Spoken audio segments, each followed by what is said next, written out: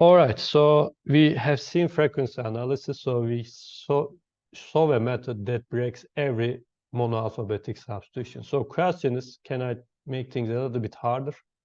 Instead of replacing a single letter by single letter, can I do and have a very efficient and a fast algorithm to replace two letters by two letters? So most famous one is Playfair, invented by Charles Wheatstone in 1854. This is first literal degree substitution cipher. Use a 5 by 5 table containing a keyword and the rest of the alphabet. Memorizing the keyword and 4 simple rules are enough to use Playfair.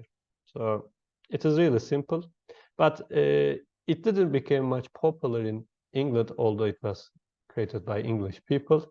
But then the rest of the world started using it, so this is why British started to use it. So initially British didn't use it because British Foreign Office rejected because of its perceived complexity. Wheatstone offered to demonstrate that 3 out of 4 boys in a nearby school could learn to use it in 15 minutes.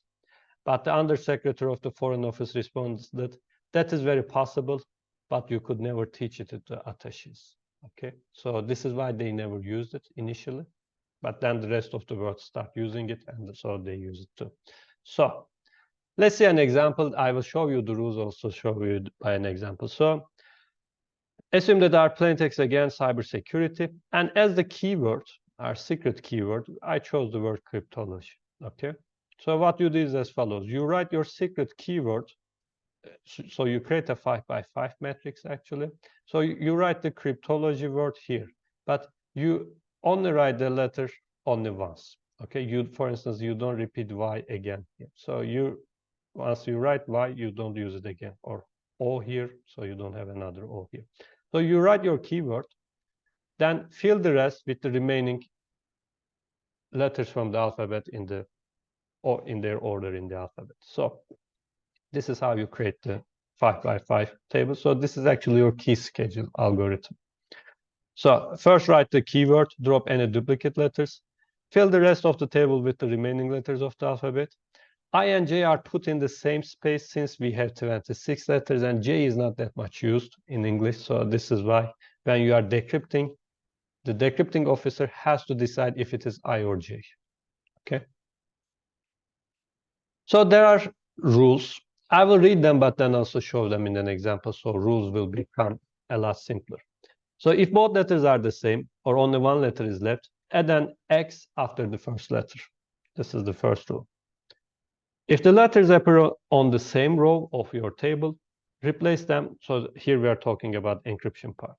So you have 2 letters in the plain text, but they appear in the same row of your table. Replace them with the letters to their immediate right, respectively.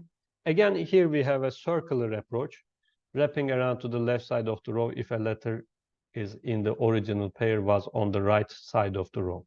Okay. If the letters appear on the same column of your table, replace them with the letters immediately below, respectively.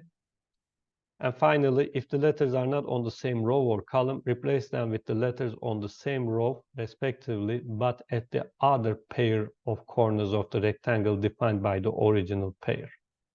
Here, the order is important. The first letter of the encrypted pair is the one that lies on the same row as the first letter of the plain text pair. So I read a lot of stuff, so let's see it's 10 examples. So this is our table. We created one. So the person you want to communicate, you give your secret keyword beforehand to them. So if you go back here, keyword is the secret thing. You only share it once with the person you want to communicate. So if you read many, World War I documents, if you read Nutuk, you will realize that Atatürk is always giving some cipher to some people.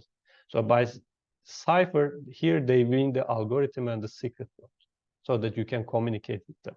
Okay, so you initially exchange this secret word, but then the plain text actually depends when you want to send the message. So assume that you want to send the message cybersecurity. So since this is on pair of letters, we divide it into 2 letters. And at the end, we end up with the letter Y. So we have an empty space. So as you remember, the first rule says that put an X there. Okay. Now, we want to encrypt the first pair, C and Y. So in our table, we find C and Y. It is on the same row. Rule says that just replace it with 1 to their right. Okay, C is replaced with R. Y is replaced with P.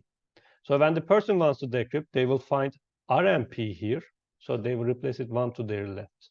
Okay, as simple as that. So let's move on to B and E. As you can see, B and E are not on the same row or column. So in this scenario, we create a rectangle. Okay. So the opposite corners now replaced with the letter. So in the same row with B, we have L. So we write it here. And with E, we have I. Of course, you can also write J. Choice is yours. RS again creates a huge rectangle. We replace it with the other corners. EC are the same. U are also a rectangle. IT in this case on the same column, so we replace with 1 below them, SMB, and YX also a rectangle. Okay, so this is how you encrypt. So countermeasures for frequency analysis, you can use polygraphic substitution, right? So you can increase this kind of method, increase the substitution to 2 letters, 3 letters, 5 letters, and so on. But Playfair or digraph ciphers are still vulnerable to 2-letter frequency analysis. Computers allow frequency analysis on short polygraphic substitution, for example, Playfair. But by the way, Playfair also has other weaknesses. As you can see, algorithm is simple. So during the First World War, Americans actually deciphered a lot of Playfair messages. There, in David Kahn's book, you can see what you can do about this. So instead of frequency analysis, you can also come up with some other methods. But the thing is that computers are good at frequency analysis in short letters. So 8-character simple substitution systems are probably secure. So this leads us to the idea of block ciphers. So weaknesses here: key is too long to use and to store or use in practice.